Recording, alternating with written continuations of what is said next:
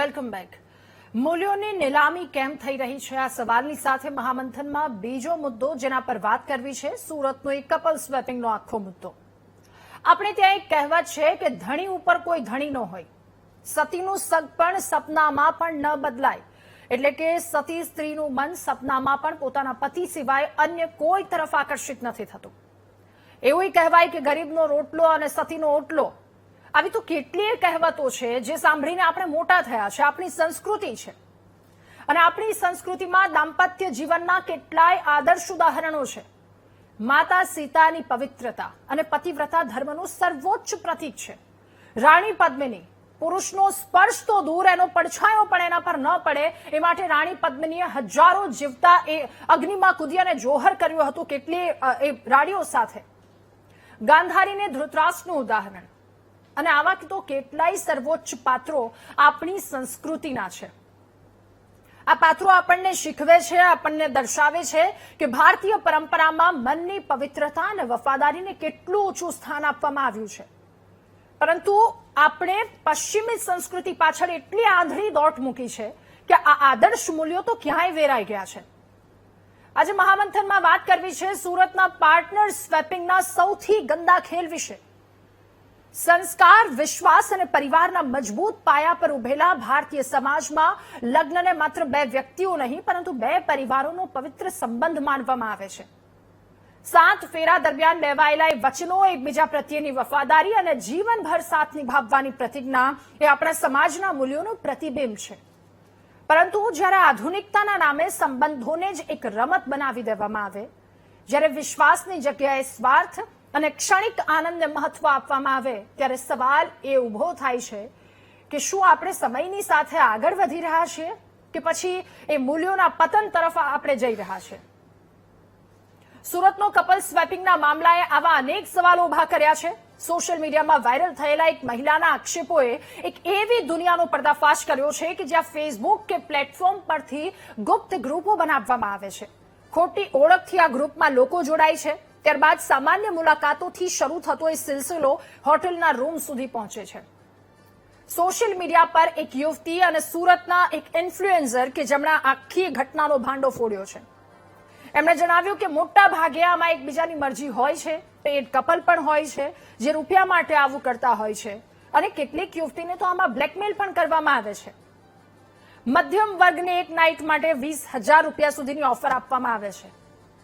તેમણે કહ્યું કે પહેલા 4 થી 5 કપલ હતા, ધીમે ધીમે આંકડો 15 સુધી પહોંચ્યો અને હવે 400 થી વધારે કપલ સુરતમાં થઈ ગયા છે. સૌથી ચોંકાવનારી વાત છે કે આ સમગ્ર પ્રક્રિયાને કેટલાક લોકો આધુનિક જીવનશૈલી અને વ્યક્તિગત પસંદગીનું નામ આપે છે, જ્યારે બીજી તરફ ઘણા લોકો સંબંધોની પવિત્રતા અને સામાજિક મૂલ્યો પર સીધો પ્રહાર માને છે. આક્ષેપો મુજબ કેટલાય કિસ્સામાં મહિલાઓ પર દબાણ કરવામાં આવતું હોવાના દાવા પણ સામે આવ્યા, જે મામલાને વધારે ગંભીર બનાવે છે. પ્રશ્ન એ છે કે શહેર એ થોડા લોકોનું નથી. પ્રશ્ન એ છે કે શું આજે સંબંધો એ બજારની વસ્તુ બની ગયા છે? શું વિશ્વાસ, પ્રેમ અને પ્રતિબદ્ધતા જેવા શબ્દોનું કોઈ જ મહત્વ નથી? આ મહત્વ ઘટી રહ્યું છે. સોશિયલ મીડિયાના યુગમાં ગોપનીયતાના પડદા પાછળ એવી પ્રવૃત્તિઓ વિકસી રહી છે, એવી પ્રવૃત્તિઓ ખેલાઈ રહી છે જે પરિવાર અને સમાજ બંને માટે ચિંતાનો વિષય છે. આ પશ્ચિમી સંસ્કૃતિ, વિદેશમાં થતી આવી વાતો કે પછી વેબ સિરીઝમાં જોયેલી આપણે આખી બધી વસ્તુઓ એ કદાચ ઉતરી અને ગુજરાતના આંગણે ઉભી આવી ગઈ છે અથવા તો સુરત સુધી પહોંચી ગઈ છે. આ વાત આખરે આધુનિકતા અને સ્વતંત્રતાની વ્યાખ્યા શું છે? શું તેના નામે સંબંધોના એ મૂળભૂત મૂલ્યોની નીલામી થઈ રહી છે? કારણ કે આ ખૂબ ચોંકાવનારી વાત, ચોંકાવનારો કિસ્સો સુરતમાં આવ્યો છે, જ્યાં એક મહિલા કે જેને પોતાનો અનુભવ શેર કર્યો છે, એક ઇન્ફ્લુએન્સર જેના ગ્રુપમાં આખી આ વાત ચાલતી હતી, એમને જાણ થઈ અને ત્યારબાદ તેણે આ લોકો સુધી આ માહિતી પહોંચાડી કે આવું ચાલી રહ્યું છે. ક્યાંક કે પૈસા માટે તો ક્યાંક ક્ષણિક આનંદ માટે મૂલ્યોની નીલામી થઈ રહી છે. આ જ મુદ્દા પર ચર્ચા કરીશું મહામંથનના આ બીજા મુદ્દામાં.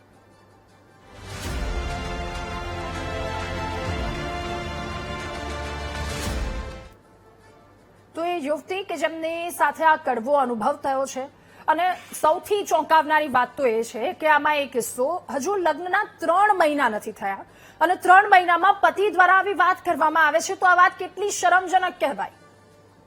3 મહિનામાં આવી વાત, આવા કિસ્સાઓ સામે આવે, તમે પત્નીની સામે આવી વાતો મૂકો છો એટલે બહુ શરમજનક આ વાત કહેવાય. એમનો અનુભવ શું છે, એમને શું વાત કરી, પહેલા એ સાંભળી લઈએ, પછી આ મુદ્દા પર કરીશું ચર્ચા. મારા લગ્નના 3 મહિના જ પછી મારા પતિએ મને આ વસ્તુ બાબતથી મને આઈડી બતાવીને કહ્યું હતું કે આવી રીતે હોય છે, જેમાં એન્જોયમેન્ટ પણ કરી શકે છે અને પૈસા પણ મળી શકે છે, તો એકવાર તું આમાં ઇન્વોલ્વ થાય એમ. એમાં કોણ કોણ લોકો જોડાયેલા હોય? હાઈ પ્રોફાઇલ બિલ્ડરો હોય, લોકો હોય, સામાન્ય મધ્યમ વર્ગના, ક્યાં લોકો જોડાયેલા હોય? આમાં કોઈ એ પર્ટિક્યુલર એવો કોઈ વર્ગ છે જ નહીં, બધા જ છે, જે નાનાથી લઈને મોટા સુધી બધા જ કપલો જોડાયેલા છે. જેમને પૈસાની તકલીફ રહી છે, ફાઇનાન્શિયલ કન્ડિશન જેમની સારી નથી હોતી, એ લોકો પણ જોડાયેલા છે, અને જે પૈસાવાળા છે એ લોકો પણ જોડાયેલા છે. પૈસાવાળા જે નથી એ પૈસાના માટે જોડાયેલા છે, અને જેની પાસે પૈસા છે એ લોકો એના એન્જોયમેન્ટ માટે જોડાયેલા છે. શું કહીને લઈ જતા હતા, કઈ જગ્યાએ જતા હતા બધું? હું ક્યાંય ગઈ નથી, પણ મને જસ્ટ એવી રીતે કહેવામાં આવ્યું હતું કે આવી રીતે મળતા હોય છે, જે લોકો ફેસબુક ઉપર અકાઉન્ટ બનાવે છે અને એ લોકો આઈડી ઉપર વિડીયો કોલમાં પેલા વાતચીત કરે છે, પછી કન્ફર્મ કરે છે રિયલ કપલ છે કે નહીં, અને એના પછી એ લોકો કેઝ્યુઅલ મીટિંગ કરીને મળતા હોય છે. એના પછી પાછું નક્કી કરે છે કે કયા પ્લેસ ઉપર જવું, પછી એ લોકો હોટલમાં રૂમ બુક કરે છે અને મળે છે. એટલે આ યુવતીના જણાવ્યા અનુસાર હજુ લગ્નના 3 મહિના થયા હતા. કોઈ એક ચોક્કસ વર્ગ કે જે આમાં સામેલ છે એવી વસ્તુ નથી. વર્ગો એ પૈસાવાળા હોય કે પછી નોર્મલ મધ્યમ વર્ગીય લોકો હોય, પૈસા કમાવવા જેમને હોય, એ બધા આમાં સામેલ છે. એટલે વાત છેલ્લે મૂલ્યની આવે છે, વાત છેલ્લે વિશ્વાસની આવે છે. સુરતની આખી વાત, આખો ભાંડો, આખી વસ્તુ સામે આવી છે, એના પર ચર્ચા કરીશું. આપણી સાથે રાજ પટેલ, સુરતના ઇન્ફ્લુએન્સર જોડાયા છે, સેક્સોલોજીસ્ટ મુકુલભાઈ ચોકસી આપણી સાથે જોડાયા છે, અને સામાજિક કાર્યકર કાજલબેન ત્રિવેદી આપણી સાથે જોડાયા છે. આપ સૌનું ખૂબ સ્વાગત છે મહામંથનમાં. શરૂઆત રાજભાઈ આપનાથી કરવી છે. સુરત એટલે સુરતીઓ એવું કહેવાય છે કે બહુ મોજીલા અને કોઈ પણ વસ્તુ અથવા તો કોઈ પણ તહેવાર હોય દિલ ખોલીને ઉજવનારા એ વ્યક્તિઓ. આપણે સમયની સાથે આગળ વધ્યા છે, આધુનિકતામાં આગળ વધ્યા છે લોકો, પરંતુ આવો ખેલ ચાલી રહ્યો છે. આપને જાણ કેવી રીતે થઈ અને ત્યારબાદ આપે સોશિયલ મીડિયા પર એક વિડીયો લોકો સુધી આખી માહિતી પહોંચાડી છે, શરૂઆત ક્યાંથી થઈ, આપને જાણ ક્યાંથી થઈ? આજથી 7 દિવસ પહેલા મને માહિતી મળી હતી કે 5 કપલ હોય છે જે બહાર ફરવા જાય છે. એમાં 5 કપલમાંથી 4 કપલ સાંજે મતલબ પાર્ટી કરે છે અને પોતાનું એન્જોયમેન્ટ કરે છે. એન્જોયમેન્ટ કરતા કરતા એ લોકો ડિસિઝન લે છે કે એક્સ્ટ્રા મેરિટલ અફેર હોય કોઈને, તો હસબન્ડ નું હોય તો વાઇફ ને ના ખબર હોય, વાઇફ નું હોય તો હસબન્ડ ને ના ખબર હોય, તો આપણે કઈક એવું કરીએ હસબન્ડ ને ખબર હોય ને વાઇફ ને ખબર હોય. એમાંથી એવી વાતમાંથી કપલ સ્વેપિંગ જે થાય છે ત્યાંથી શરૂઆત થાય છે. પરંતુ એમાં 5મું જે કપલ હોય છે એ એગ્રી નથી થતું. જે મને માહિતી આપે છે કે રાજભાઈ સમાજની અંદર આવું દૂષણ પણ ચાલે છે, આને ઉજાગર કરવું જોઈએ અને આ દૂષણને ગમે એમ કરીને બંધ કરવું જોઈએ. એ માટેથી મને માહિતી મળી અને આ માહિતીને મેં સોશિયલ મીડિયામાં શેર કરી હતી. ત્યારબાદ ઘણી બધી મહિલાઓ, પીડિત મહિલાઓ જે આનાથી પીડિત છે, આ દુઃખ છે જેને, એ મારી સમક્ષ આવીને પોતાના દુઃખની રજૂઆત કરી. એમાંના એક બેન જે રાજકોટથી આપણે અત્યારે બતાવ્યું કે રાજકોટના છે, એમ પ્રોપર સુરતના જ હતા, મેરેજ એના સુરતમાં થયા હતા. પછી એમના હસબન્ડે કે આવું કર્યું, ત્યારબાદ એને એફઆઈઆર કરેલી છે આજથી 2 વર્ષ પહેલા, અને તે સુરત રહે છે, ડાયવોર્સ ફાઇલ ચાલે છે, અને આ જ મુદ્દા ઉપર એને એફઆઈઆર કરેલી છે, જે મેં વાંચી, પૂરી રીતે વાંચી અને પછી સોશિયલ મીડિયામાંથી આ મીડિયા સુધી પહોંચાડ્યું. ઓકે રાજભાઈ, એક સવાલ મારે આપને એ પૂછવો છે. આપે કહ્યું કે 2 વર્ષ પહેલા એફઆઈઆર કરી હતી. અંદાજો શું આપણે લગાવી શકીએ કે આ કેટલા વર્ષ જૂની આખી વાત છે, કેટલા વર્ષથી આ બધું ધમધમતું હતું? અંદાજે જો એક લગાવી શકીએ તો. ચોક્કસ બેન, આ મારી પાસે તો હમણાં 7 દિવસથી વાત આવી છે, પણ મને એવું લાગે છે કે આ તો વર્ષો જૂનું ચાલતું જ હશે. બરાબર, જે ફેસબુકના માધ્યમથી આ લોકો ગ્રુપ બનાવે છે, ગ્રુપ બનાવીને મિટિંગો કરે છે, નજીકના લોકો હોય એની મિટિંગ થાય, પછી એક સ્પેલ નક્કી કરે છે કે આ જગ્યાએ ફરવા જશું, ત્યાં જઈને રૂમ હોય કે હસબન્ડ ને વાઇફ બંને હોય તો રૂમ આપવામાં હોટલ વાળાને કઈ પ્રોબ્લેમ પડતી નથી. બરાબર છે, તો ગ્રુપમાં એ લોકો ફરવા જાય તો હસબન્ડ વાઇફ હોય એટલે રૂમ આપે છે. રૂમ આપ્યા બાદ હોટલ વાળાને પણ નથી ખબર હોતી કેવું ચાલે છે, એટલે પછીની અદલા બદલીઓ થાય છે. મતલબ આ એક એવું ખરાબ કૃત્ય છે જે આપણા દેશનું કલ્ચર જ નથી. આ વિદેશ કલ્ચર કદાચ આપણે વર્ષો પહેલા સાંભળ્યું છે કે આઉટ ઓફ કન્ટ્રીઓમાં ક્યાંક આવું બનતું હશે, મેં તો સાંભળ્યું નથી, કદાચ બનતું હશે, પણ આપણા દેશની આ કલ્ચર નથી, આપણી આ સંસ્કૃતિ નથી, આપણા સંસ્કાર નથી, જે આ લોકોએ ફેલાવ્યું છે. તમે એમ કરીને આ દૂષણને ડામવું જ પડે. ઓકે ડોક્ટર મુકુલ, આપની પાસેથી સર જાણવું સમજવું છે, સુરતનો આજે આખો એક કિસ્સો સામે આવ્યો છે કપલ સ્વેપિંગનો. સર, અત્યાર સુધી આપણે એવા કિસ્સાઓ જોયા છે, વેબ સિરીઝ એ વાસ્તવિકતા અહીંયા ઉતરી છે.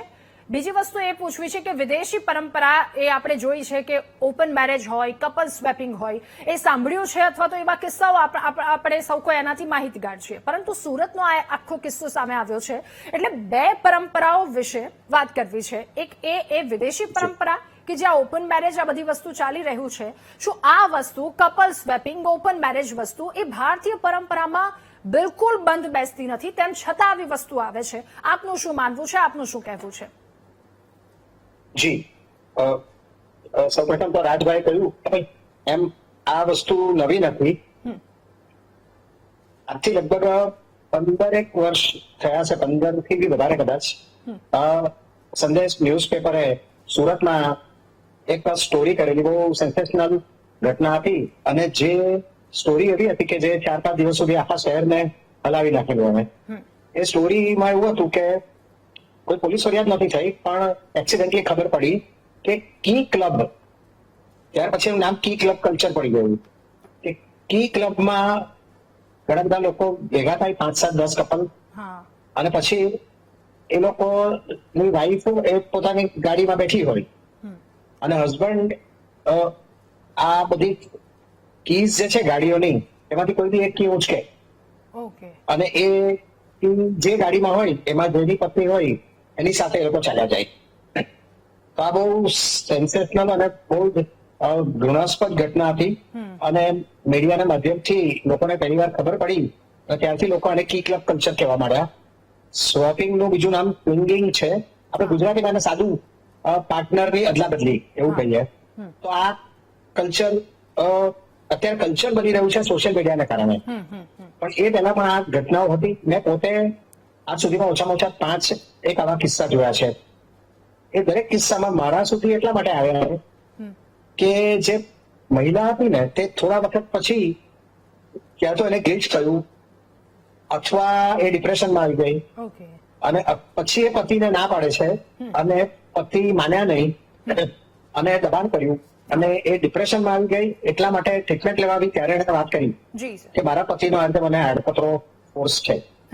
તો આપ મીડિયાના માધ્યમથી આ વસ્તુને યોગ્ય રીતે એના રેડ સિગ્નલ બતાવી રહ્યા છો, એ બહુ સારી બાબત છે. હકીકત એ છે કે આપ સેક્સોલોજીની અમે જે ટેક્સ્ટબુક ભણીએ છીએ એ ટેક્સ્ટબુક સેક્સોલોજી ને સાયકિયાટ્રી, આમાં માણસનું મન અને જાતીયતા બે વસ્તુ આવે છે. તો આ બંનેની ટેક્સ્ટબુકમાં ક્યાંય પણ એવું નથી કે આ કોઈ માનસિક રોગ છે, અને એ લોકો માનસિક રોગ ગણવા તૈયાર નથી. આ ટેક્સ્ટબુકો વિદેશની છે, એમાં ક્યાંય માનસિક રોગ તરીકે ઉલ્લેખ નથી. પણ હું માનું છું કે આ એક સામાજિક રોગ છે. એ માનસિક રોગ હોય કે ના હોય, અચ્છા, એની સામે આના જેવા ઘણા બધા માનસિક રોગ તરીકે લોકો કહે છે. જે વિદેશી ટેક્સ્ટબુક છે, જેમ કે દાખલા તરીકે